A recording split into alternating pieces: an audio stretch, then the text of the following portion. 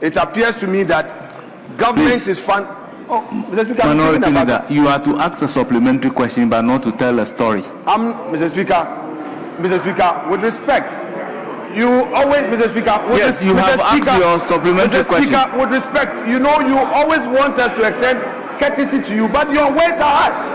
Yes. Your words, Mr. Speaker. Yes. Your words are harsh. Yes. Because when we turn back to you, because you asked your supplementary question. You have asked a supplementary question, so the minister must answer. Mr. Speaker, you don't use such words on your leader. Let me return back that respect to you, please. Please, I beg you. Please. Ask a supplementary question with all due respect. Mr. Speaker, I will. But the language from the chair might be said that we can all cooperate. I beg you. Very well. Thank you. Ask a supplementary Mr. Speaker, question.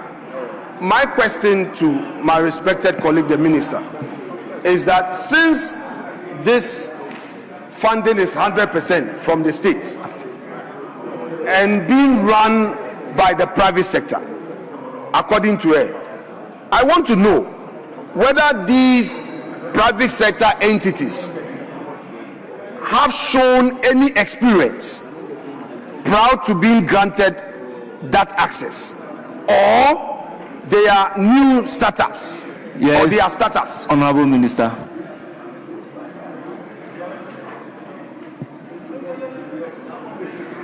Mr. Speaker, fortunately, they have not been selected.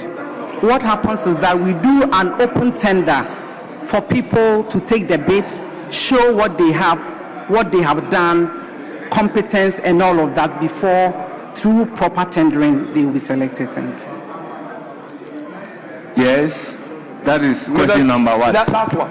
Very well. Mr. Speaker, it is always important for clarity.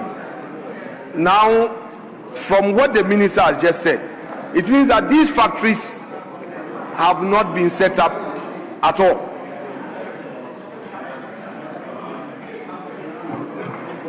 You see, it is to avoid what is happening.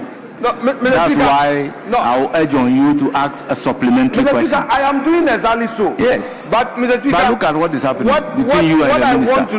What I want to know from the minister, simply, is that when does she hope to complete this process for the factory to be in full operation? Thank you. Yes, Honorable Minister.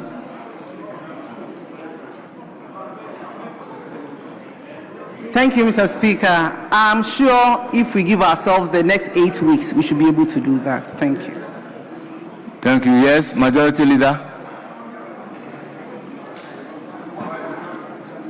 Honorable Majority Chief, we saw the Majority Leader earlier on his feet. Yes, Majority Leader.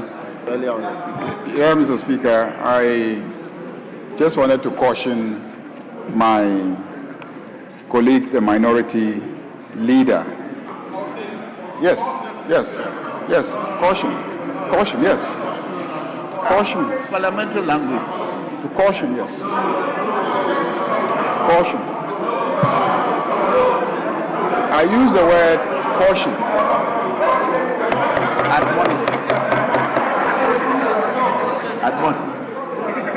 I use the word caution. Synonym admonish. Mr. Speaker. Okay. Unfortunately, my friend who attended Fufulsu Primary School is not here to assist you. He would have told you that if you just Google the word caution, you find out that the word caution is not an offensive word. At all. It is not an offensive word at all. At all. So please, I just want to draw his attention that when you have disagreements with a decision of the Speaker, your approach and the way that you try to take on a Speaker in the chair is sometimes not the best. Because you can have issues. You can take your time and raise the issues with the Speaker. Speaker may review his decision, but the manner in which you were taking the first Deputy Speaker on is what I want to caution, that next time we shouldn't do it that way. Especially we are live on television and then everybody's watching us. So I just want us to be cautious. We now move to question numbered 401, standing in the name of Lawrence Ajinsam, Himan Lower Dentra. You have the floor.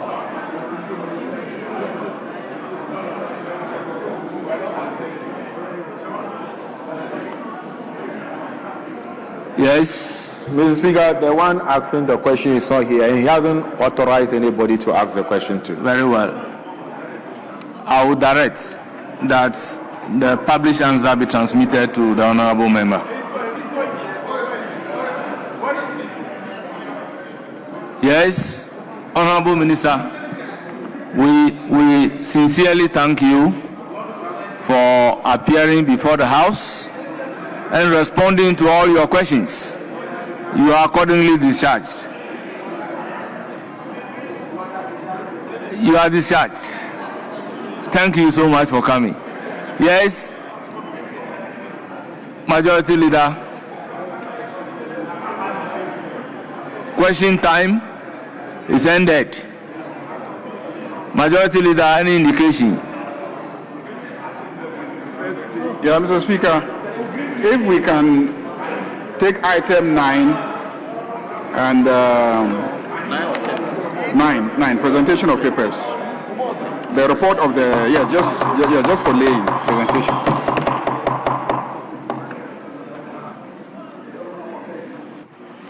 An act to provide for human sexual rights and family values and related matters.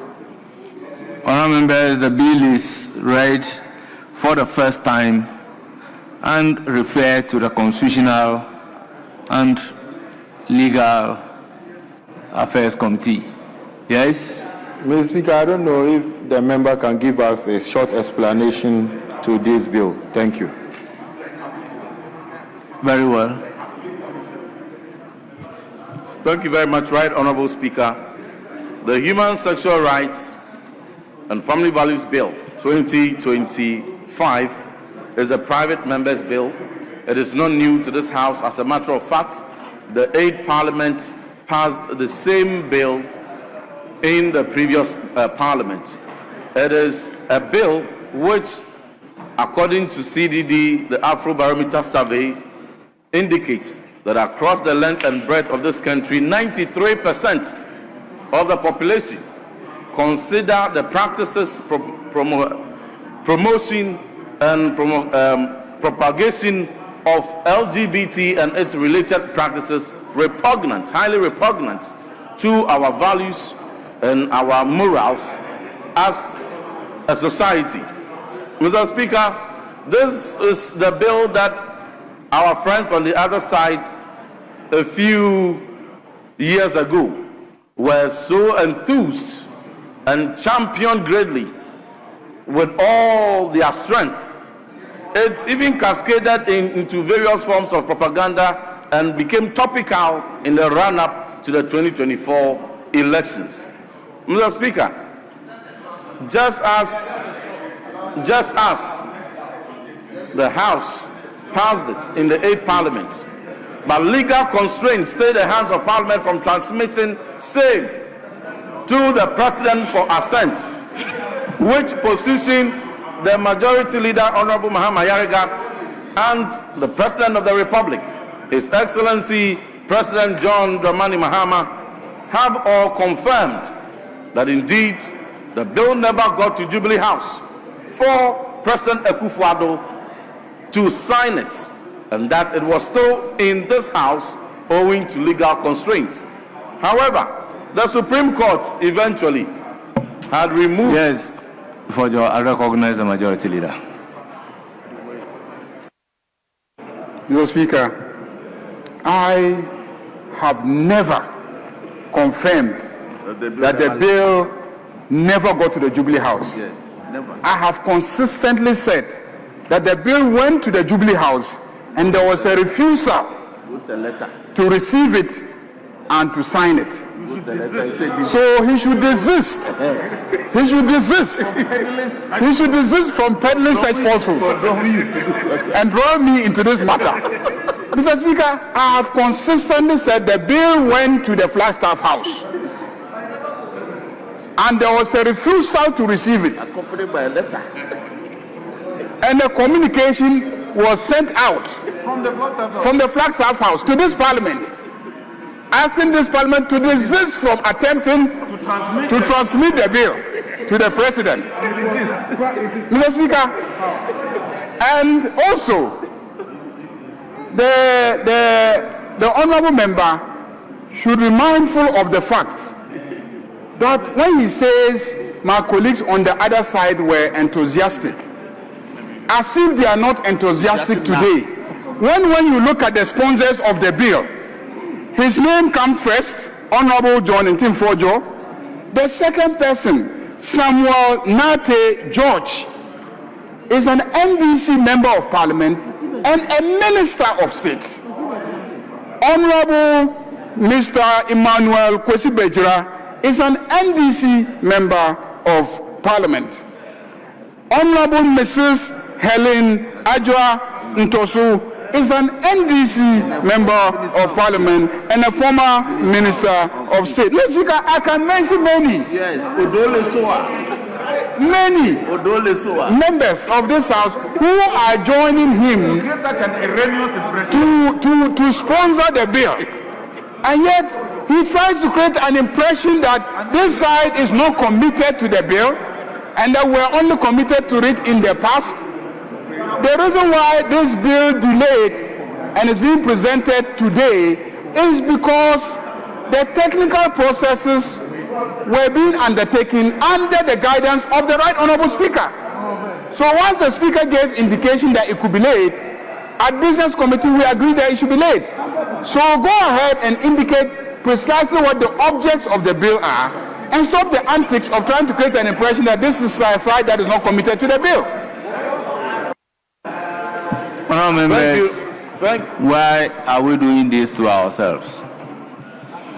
The member in invoking the standing orders did so rightly, calling on you to give a short explanation. Or Honourable Habib, is that not what you said in quoting the standing orders rightly?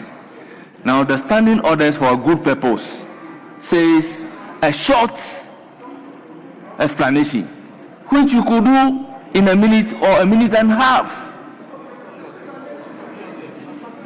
And mostly when it is a bill, you just state in short.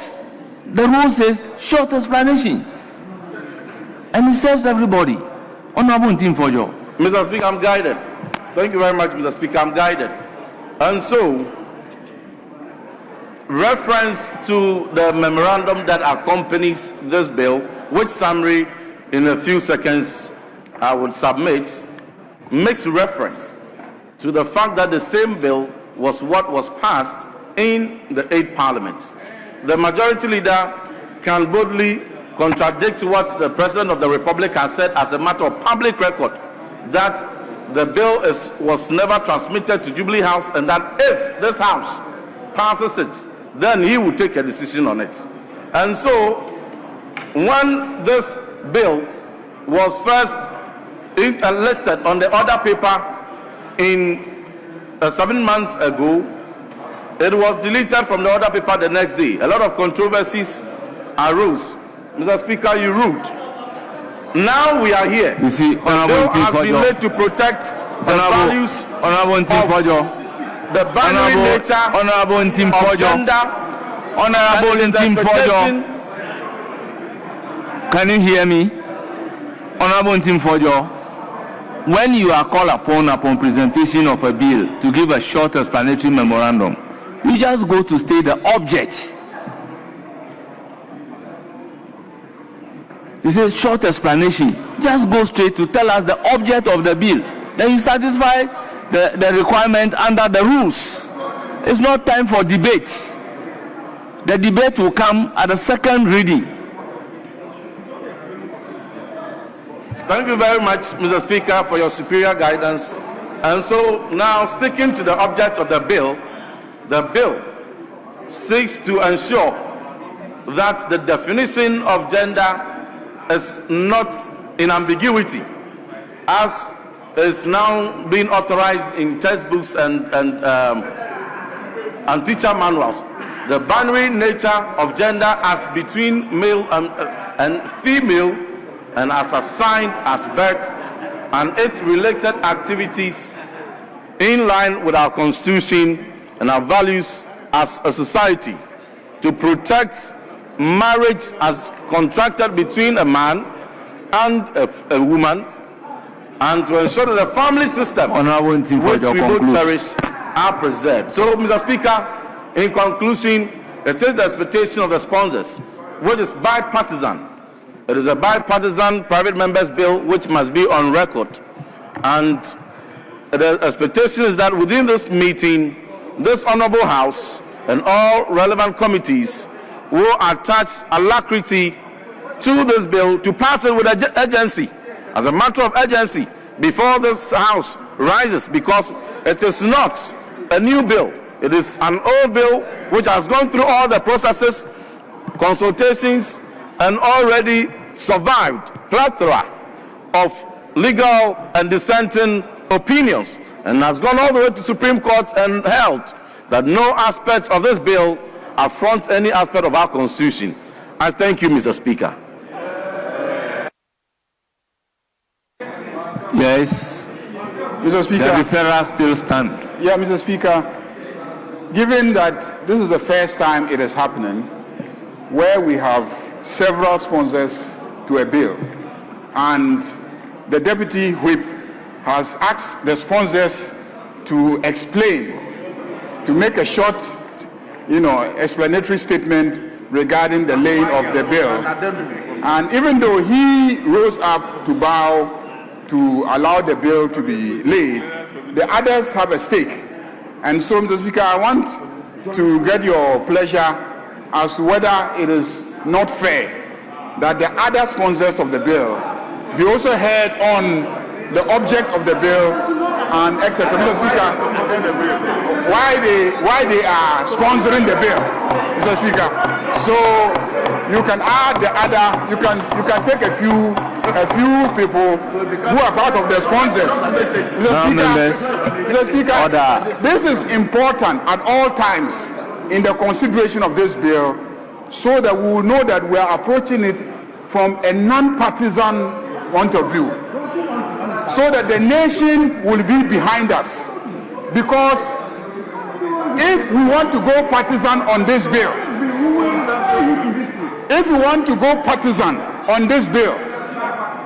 it will be a problem. So it is important from the beginning that the bipartisanship is reflected at every stage. So given that he has made a statement, this side of the House should also be given an opportunity to also make a statement indicating our support and commitment to the passage of this bill, a commitment that we know will go up to the signing the bill. Because the other time, the commitment went and then it stopped at the gate of the Flagstaff House. This time to go into the Flagstaff House and we will sign it. Honorable Majority Leader, I agree that there are about 10 sponsors of the bill. But in view of the fact that there will be a second reading, where many more of the sponsors will have the opportunity to debate the principles, the mischief in the society that the bill is seeking to cure, let's reserve our energy for the second reading of the bill. Yes, is it on the bill? If it is on the bill, honourable members, with all due respect, we have already referred the bill to the Constitutional League. Let them go and work on it and bring their results. Mr. Speaker, I wanted to make an application to wait if the leadership of the Human Rights Committee can be added to the Constitutional League. Because, Mr. Speaker, so because it is human rights related matters Yes. onto this. The majority side application is to add the leadership of the Human Rights Committee. And I think it is in order. I will therefore direct that the leadership of the Human Rights Committee joins the Constitutional and Legal Affairs Committee to consider the bill and report. Yes, Honorable Kinsley Nyako. Mr. Speaker, you know, you and I are on the Private Members' Bills and Motions Committee. These bills pass through us. And I will make an application that, if possible, our committee cannot be used as a conveyor belt for the speaker, for speaker to bring to the House. I'm pleading that the leadership of this committee should also be part to consider all such bills that will pass through our committee. Thank you, Mr. Speaker. Honorable Kinsley Nyako, are you guided by Standing Order 186?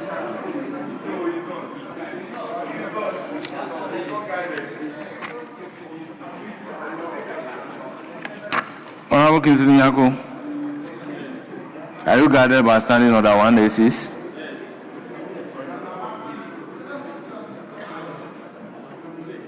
So you know that the work of the Private Members' Bill and Motions Committee is limited to writing a report to the Speaker whether or not the bill meets the constitutional text or not, and whether or not it should be introduced. I believe within the rules, once the Private Members' Bill and Motions Committee has done that, the work of the committee regarding that bill has come to an end.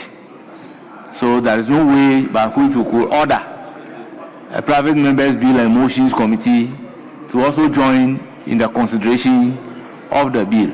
The responsibility of that committee is supposed to advise as to whether, based on our rules and the Constitution, the bill meets the test, particularly Article 108, Section 100 of Public Financial Management Act, whether the bill meets those requirements. And once the committee is satisfied and recommended the introduction of the bill, you don't ask the committee to join the consideration. You are right on that score, but my point is that because we are privy to the bill, we have read the bill and made recommendation to Mr. Speaker for his consideration as to whether he has to bring it before the House or no. Because of the foreknowledge, I'm saying that it wouldn't be a bad idea for the leadership to transfer their knowledge to bring to bear on the committee that is supposed honorable to member, look into it. There is an application the committee is Fantus official, and I'm also Fantus official. Yes, Honorable Habib. Mr. Speaker, I think you are right in addressing the issue my colleague raised. But Mr. Speaker, I just want to thank you for adding the leadership of the Human Rights Committee. Mr. Speaker, if it will not hurt, I think for us to be able to get a very good bill, if we can add also the leadership of the Gender Committee, because, Mr. Speaker, majority of the definitions of that has to do with gender issues. So if we get the leadership of gender, as we have already added human rights, and then it will be able to make us have a very good committee to look at it. If I it will not help, indicated Mr. Speaker, I am Fantus official. The committee sittings, any member who has interest in the bill can join the committee and help give consideration to the bill, and thereafter a report will come to the House for debate. Yes.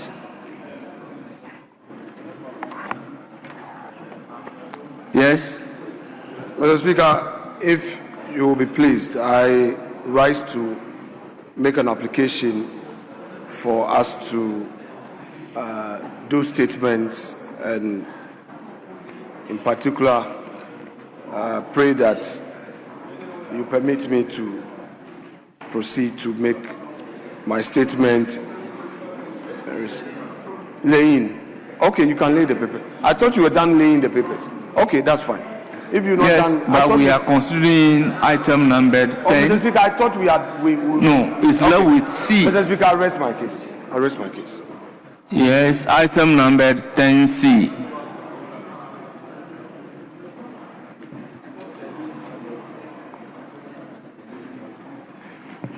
An act to amend the Constitution of the Republic of Ghana to remove restrictions imposed on dual citizenship and persons who owe allegiance to a country other than Ghana from holding public offices specified in Clause 2 of Article 8 and Paragraph A of Clause 2 of Article 94 and provide for related matters.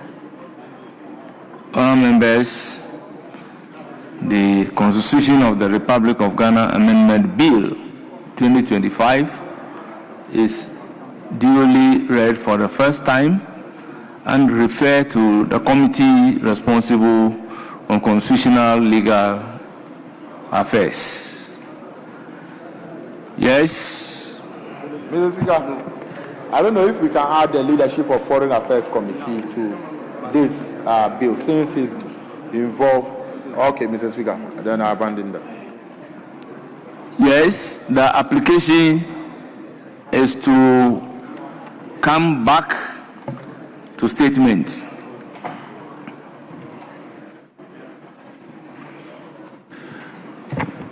Speaker, we are not opposed.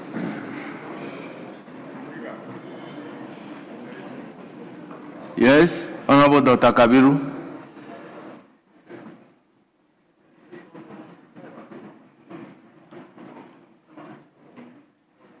Speaker, thank you very much, but I'm rescinding on the statement I wanted to make. Thank you. Very well.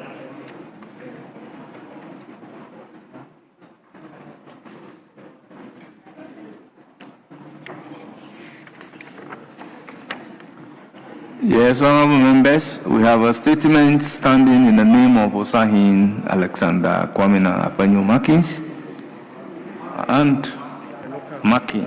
Very well. And I will proceed to give him the floor. Mr. Speaker, Honorable Leader, Honorable Majority Leader, I rise. Minority Leader, hold on. Do we take the statement jointly, or you want to reduce yours into a comment? Do we take the statement jointly, or you want to reduce yours into a comment? Speaker, I believe that we should take it jointly. Very well. We should take it jointly. Very well. Yes. So, but it was agreed that as a first statement to be reduced into comment. Yes.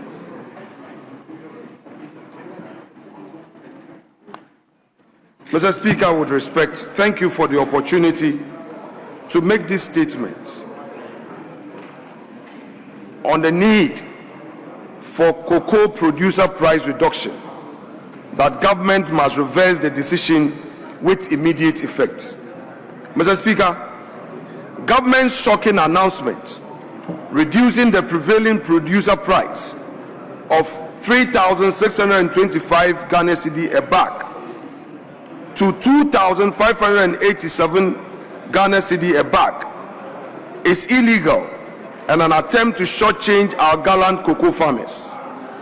Mr. Speaker, the producer price of 3,625 Ghana cedi is a minimum guaranteed price and legally destined to run the full course of the 2025-2026 crop season. The cocoa sector calendar in Ghana is officially commences on the 1st of October of every year and ends 30th of September the following year. Mr. Speaker, we are just midstream of the 2025-2026 crop season, and government cannot vary the minimum guaranteed price to the disadvantage of the cocoa farmers or any of the parties that has a share in the achieved FOB price. Note, it is minimum and also guaranteed in entire course of the crop year. Mr. Speaker, the determination of the producer price of cocoa and the FOB share to other stakeholders in the industry is done by the Producer Price Review Committee. What becomes an FOB price for the approaching crop year is, in effect, the achieved weighted average of aggregated volumes and corresponding prices of cocoa already traded and contracted locked with buyers. The aggregates could be main crop beans at higher prices in combination with light crop beans at 20% discount and or rollover beans at higher or lower prices.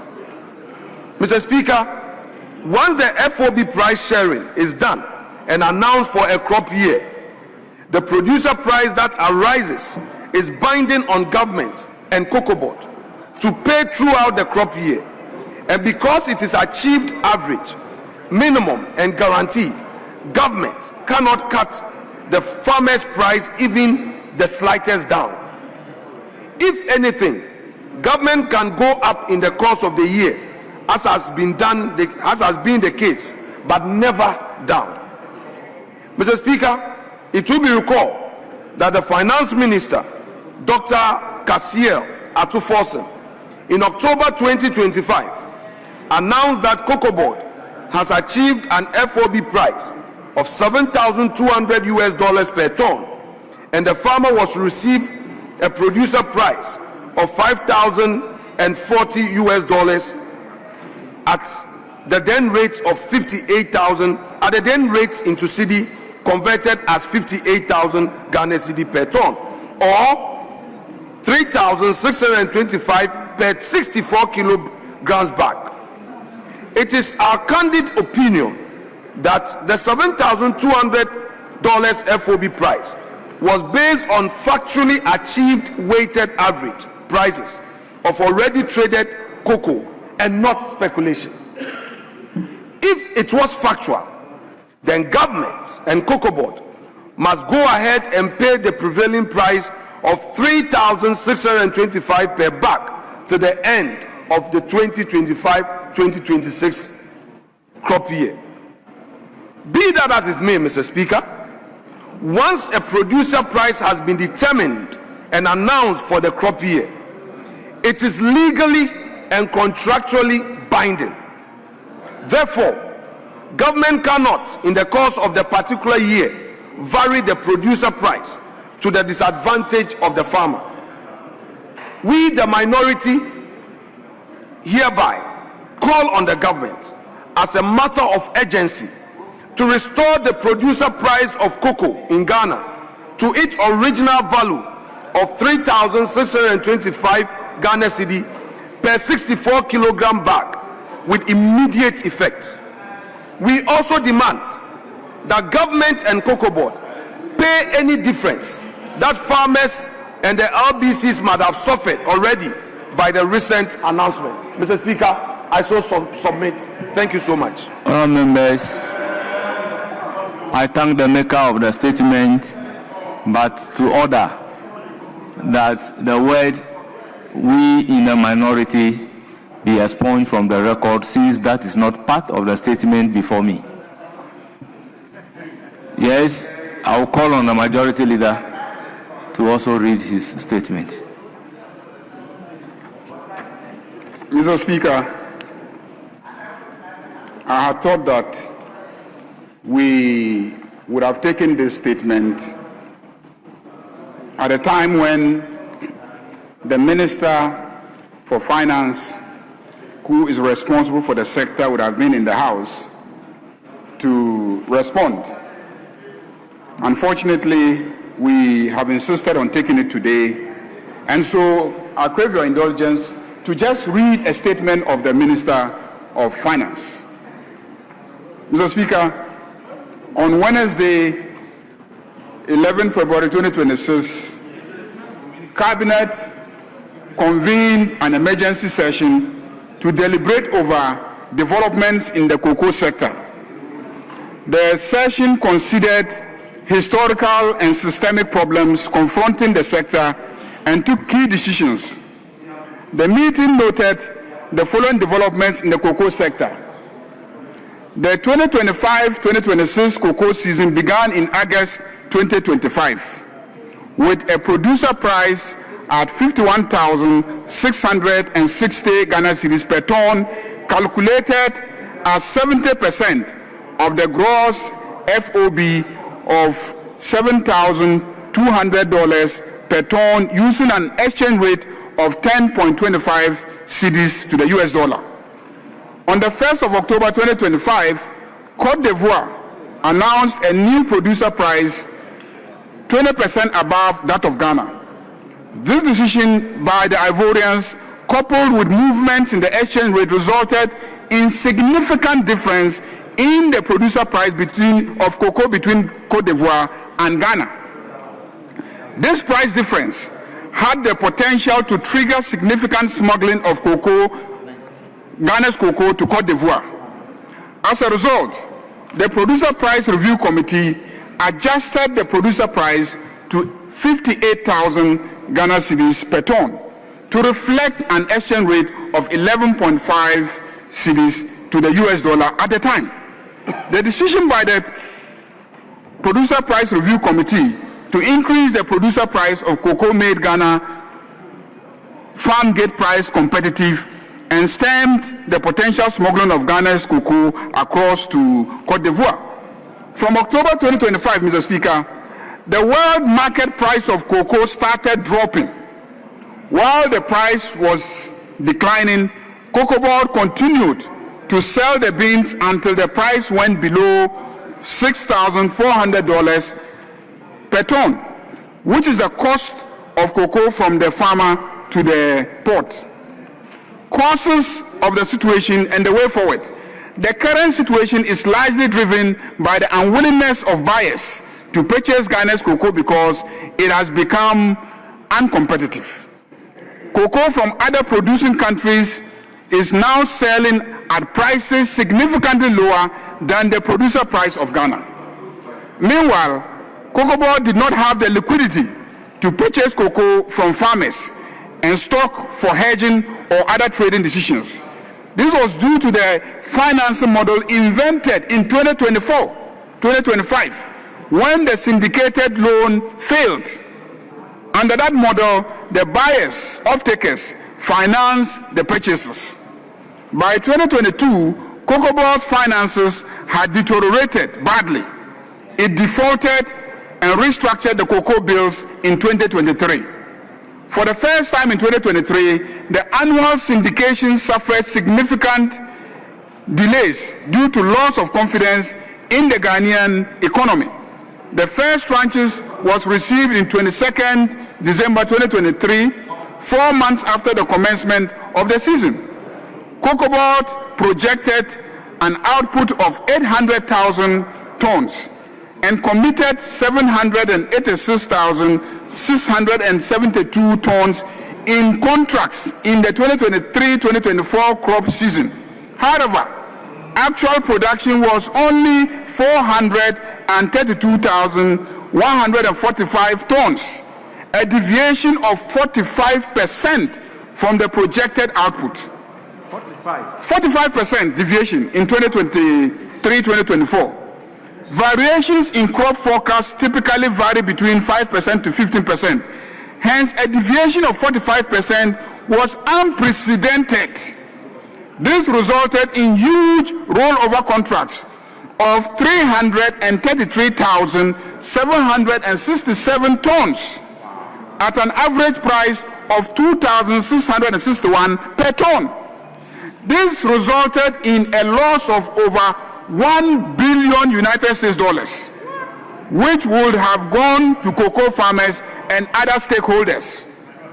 In 2024, Cocoa Board could not pay the final tranches of the syndicated loan, which was due in July 2024. and received a 70 million bridge financing from the Ministry of Finance to avert a default, $70 million. Despite a commitment to repay the $70 million bridge financing owed to the Ministry of Finance, Cocoa Board defaulted, highlighting the dire financial straits of the organization at the time. This debt has since been inherited by the current management of Cocoa Board. Mr. Speaker, it is this context that dictated the proposal that was made by the Minister of Finance. So what is the proposed reforms? A careful review of the cocoa sector over the last 8 years revealed gross mismanagement, which requires immediate and comprehensive reforms to address the challenges in the sector. Cabinet has therefore decided on the following reforms to guarantee a fair price to farmers, secure the financial viability of the cocoa sector, and ensure the long-term sustainability of the industry. To bring relief to unpaid cocoa farmers, Cabinet has directed Cocoa Board to commence immediate payment of all affected cocoa farmers.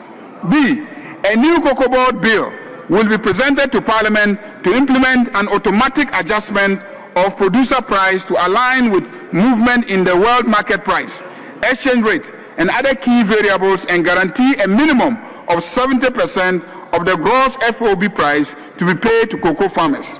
C, a new financing model for cocoa purchases and related operations with associated benefits for increased processing as follows.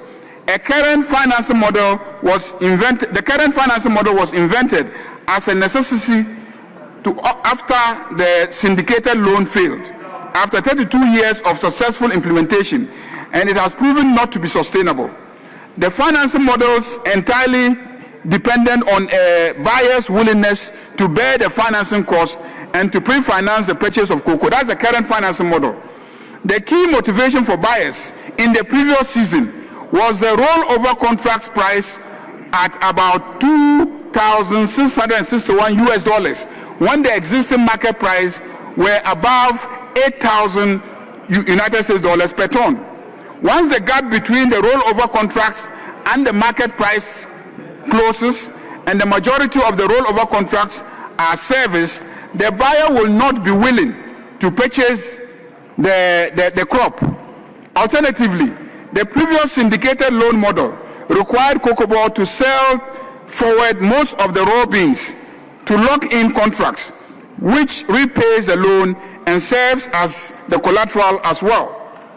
This system did not allow Cocoa Board to optimize prices on the market.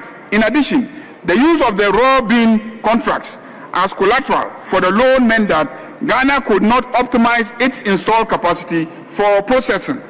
The new financing model will utilize domestic cocoa bonds to purchase cocoa and repay with cocoa proceeds within each crop year.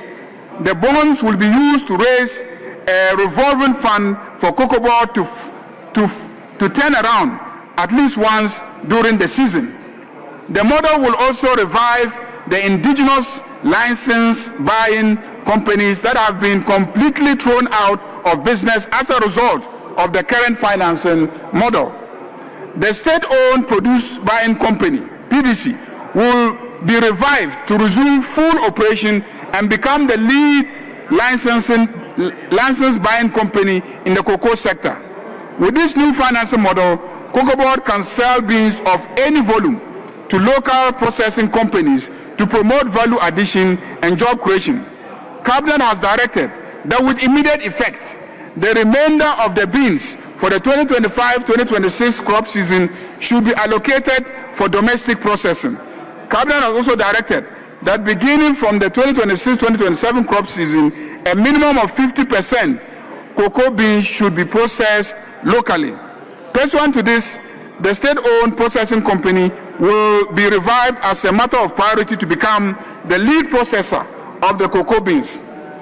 I have only this morning, together with the Minister for Trade, Agribusiness and Industry, met with domestic cocoa processors who have indicated their capacity and willingness to process more than 50% cocoa produced in Ghana. An agreement has been reached on that. In order to address the indebtedness inherited by the current management of Cocoa Board, Cabinet has further directed the Minister for Finance to urgently seek parliamentary approval to A, convert part of the legacy debts of about 5 billion Ghana cedis owed to Ministry of Finance and Bank of Ghana to equity. Cocoa Board currently owes the Ministry of Finance 3.7 billion Ghana cedis, which arose from the conversion of the non-marketable cocoa bills into a loan, and the Bank of Ghana 2026 budget. Government of Ghana has secured a $500 million World Bank facility to construct agricultural roads, including roads in cocoa growing areas. To ensure accountability and transparency in the management of Cocoa Board and the cocoa sector as a whole, Cabinet has directed the Attorney General to commission concurrent forensic audit and criminal investigations into the activities of Cocoa Board over the last 8 years. Cabinet has directed the Minister of Finance, Cabinet has directed to ensure accountability and transparency in the management of Cocoa Board and the cocoa sector as a whole. Cabinet has directed the Attorney General to commission concurrent forensic audit and criminal investigations into the activities of Cocoa Board over the last 8 years. Cabinet has directed the Minister of Finance to initiate immediate reforms at Cocoa Board to streamline their operations and cut costs, wasteful and uncontrolled expenditure practices. The world market price has dropped significantly from an average of $7,200 per ton to $4,100 per ton, making Ghana's cocoa beans uncompetitive and creating liquidity challenges. To address this, the Producer Price Review Committee met this afternoon to assess the challenges facing the sector and review the producer price for the remainder of the 2025-2026 crop season. In order to cushion the farmer, the PPRC has recommended that the farmers be paid 90% of the achieved gross FOB of $4,200 to mitigate the adverse impact on the farmer as a result of the fall in the world market price. Consequently, the PPRC announces that effective today, Thursday, 17 February 2026, the new producer price for the remainder of the 2025-2026 crop season will be 41,392 Ghana cedis per ton and 22,587 Ghana cedis per bag. This measure has become necessary to reflect the reality of the world market price of cocoa, ensure the injection of immediate liquidity for expedited payment of farmers, and guarantee the sustainability of the sector. Mr. Speaker, this is the statement of the Finance Minister in dealing with the cocoa sector. And let me just add in very brief response to the minority leader.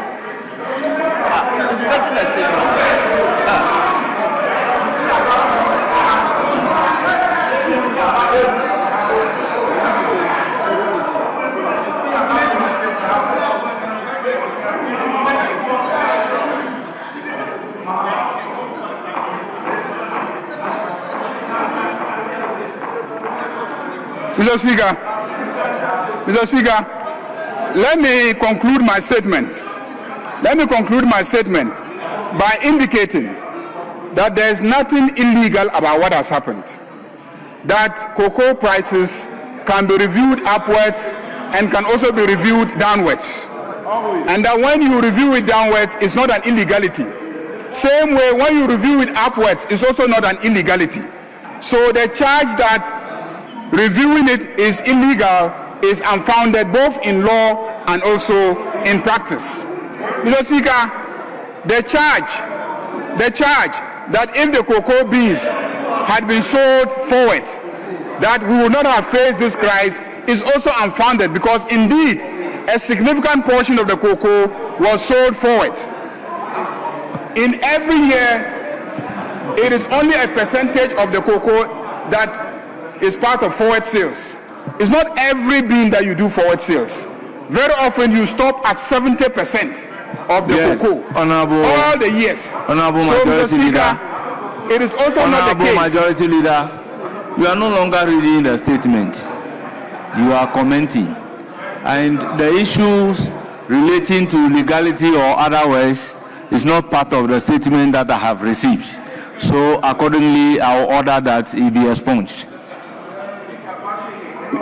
Mr. Speaker, as you will know, the circumstances surrounding the making of the statement, I had indicated that we should hold on because I was preparing my side for the statement. Unfortunately, he insisted on, making the statement. Yes, you admitted it. So you are done. So you allow members to contribute on the statement. Yes, Mr. Speaker. So clearly, I had to put together different scripts that were at my disposal to make a statement.